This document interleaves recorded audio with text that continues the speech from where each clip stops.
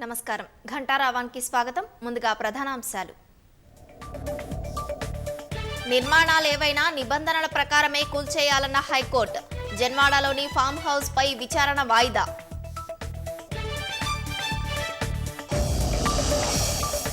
తనకెలాంటి form హౌస్లు లేవని స్పష్టం చేసిన కేటీఆర్. నిబంధనలకు విరుద్ధంగా ఉంటే తానే దగ్గరుండి కూల్చివేయిస్తానని వెల్లడి. బీఆర్ఎస్ కాంగ్రెస్ పార్టీల పాలన ఒకే తాటిపై ఉందన్న కిషన్ రెడ్డి.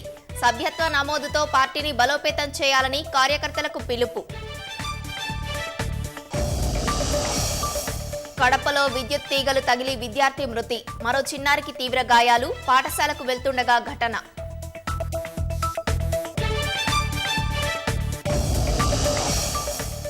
కోల్కతా హత్యాచార ఘటనలో ప్రిన్సిపల్కు పాలిగ్రాఫ్ పరీక్ష.